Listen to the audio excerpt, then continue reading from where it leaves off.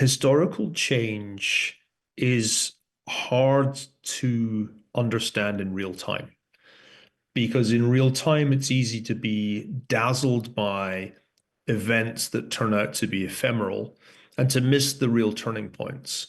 So if one views the events from the newspaper, Mm. or for that matter, social media, the big event is that Donald Trump was elected again on November 5th last year and inaugurated as we speak 8 days ago. And the world has completely and utterly changed, is now spinning in a different direction, is in fact upside down, etc.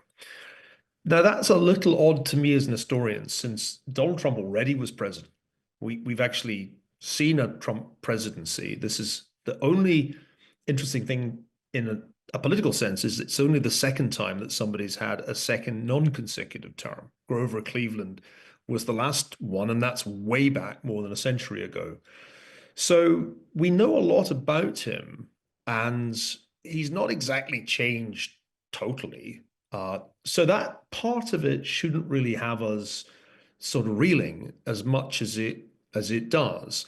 The other thing that's striking is that we tend, as we read the newspaper, to exaggerate the importance of politics Mm. in historical change. And future historians may be more interested in Deepseek than in the Donald when they look back and say, January 2025, that was the month that the Chinese revealed that they could do AI, a large language model, at 1/27th of the price of the leading US tech companies. So that might be the really historical sort of moment, the Mm. historical event that matters. Mm. I think that is fascinating. This idea that politics shouldn't necessarily be considered the primary force of change and society's progression, that actually that tends to come from elsewhere.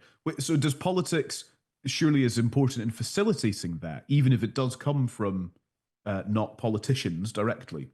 Well, politicians have an incentive in exaggerating their own importance. Journalists are generally quite ready to be accomplices because it's easier to tell the story of the world in terms of large and dominant personalities. In truth, the number of prime ministers or presidents who truly shape events is relatively small. Mm. Winston Churchill was undoubtedly a world-changing, history-changing figure. I was just texting with my old student, Sacha Baron Cohen, who asked me, is it true that if Churchill hadn't lived or hadn't been prime minister, then the Holocaust might have been wholly successful? And the answer to that is yes, because it was Churchill who avoided a complete collapse in 1940 and fought on alone when Britain really was alone at a critical phase of the Second World War. Had he not existed, it is not clear that another leader would have had the fortitude and the skill to lead the British population in through the hardest part of the war, when the probability of victory looked very low. Mm. But other prime ministers come and go and don't make a tremendous impact. We've had a fair succession of prime ministers in Britain in recent years, and I'm skeptical that historians will look back and say that any of the last 10 prime ministers drastically altered the course of British history. So I think the challenge for the historian who's trying to think about the present and indeed the history of the future is you've got to step back and ask yourself, what's really going on here? I started my career as an economic historian. The Industrial Revolution was not caused by an inspired prime minister saying, why don't we try making textiles with machines? Nobody ever said those words, certainly not in Westminster or Whitehall. And I think the same applies to the great technological change that we're living through. As we seek to replicate, imitate human intelligence with computers, we're seeing the frontier being advanced by people who mostly have kept out of politics. Maybe the real significance of the past few weeks has been the advent in the political sphere of one of the titanic figures of the history of technology, Elon Musk, Mm. who wasn't really political until the Democrats kind of forced him to be. I think that's the interesting thing about the current moment, that there's this coming together of MAGA, of Make America Great Again, a populist movement that's been going now for nearly 10 years, and the tech giants. And of the tech giants, of the great entrepreneurs of the tech age, Elon Musk has emerged as the truly Napoleonic figure. Mm. So on Elon Musk, who actually I wrote down just to make sure we got to him, just as you mentioned, just before you mentioned him there, this idea that the tech giants have kind of sidled up to Donald Trump, and who needs a more vivid visual depiction of that than the inauguration, where they were all stood right behind him. Tim Cook, Elon Musk, Mark Zuckerberg, all of these people were right there. Why is now the time that someone like Elon Musk has, in inverted commas, jumped on board the MAGA project? Because if memory serves, he certainly wasn't as loud and proud in his support of Trump all those years ago when Trump was running the first time around. What is it about now, do you think, Neil, that means that Musk wants to get alongside MAGA? Silicon Valley was more or less entirely pro-Democratic Party back in the 1990s, back when companies like PayPal were the beginning of so many careers, including Elon's. The answer to your question, Callum, is that the Democratic Party made a series of conscious decisions to alienate Mm, the leading lights of the tech sector. And so it has much more to do with the Democrats than with anything Donald Trump did. Number one, if you govern California as badly as the Democrats govern it, and the wildfires in LA are just the latest example, you're going to lose the people who've invested the most money in the state. Number two, ideas like diversity, equity, and inclusion, and the environment and social and governance, those DEI, ESG ideas have been wreaking havoc at the big tech companies ever since they imported them from the universities by hiring Stanford computer science graduates and the like. And so there's been a gradual vibe shift against woke ideas in the tech company because woke employees are a nightmare by and large. Thirdly, on crypto, a specific sector where a lot of innovation was happening, the Democrats more or less went to war against the tech sector, made it increasingly difficult to run crypto companies in the US, and even debanked executives and entrepreneurs in the sector. And lastly, when it was clear just how much regulation the Biden-Harris administration intended to impose on AI, there was a full-scale revolt. Mark Andreessen, to name another of the tech giants who backed Trump, describes the epiphany in a car park in Washington after a meeting with members of the Biden administration. We have to stop this, therefore, dot, dot, dot, we have to support Trump. mm, And I think the same happened to Elon. Elon's been a pioneer of green tech. I mean, what is Tesla if not the most successful green tech company? yeah. Did the Democrats ever give him any acknowledgement? No. On the contrary, they went after him. Why? Because Tesla's not friendly to the unions, and the unions are a very big part of the Democratic Party machine. So I think the Democrats alienated Silicon Valley as if they really intended it as a goal. I'm not sure they did, but that's Mm. what happened. And their support for Trump is one of those, it's like a bit of software code, which is how these people think. It's like, must stop Democrats, therefore support Trump. And once you've made that decision, as Elon illustrated, you go all in. I know when you were talking of Donald Trump a moment ago, you said we're kind of familiar with him. Obviously, he's been president before for 4 years. Is there much new about this kind of populism that he brings? I noted some of your comments from a couple of weeks ago where you suggested actually he's part of a US populist tradition that is kind of focused on immigration. So is it just repackaged in Donald Trump? Is that the idea? I think most British and European commentators don't get how 19th century Donald Trump's politics really is. Mm, The ideas, the language, it all has a very long American history. For example, at the heart of populism in the late 19th century was the notion that the elites were screwing the little guy. Uh, the notion of nativism, that you really have to keep out immigrants and favor the native-born Americans. That's an old late 19th century idea. The Exclusion Act of 1882 is one of the products of that particular movement. And then tariffs.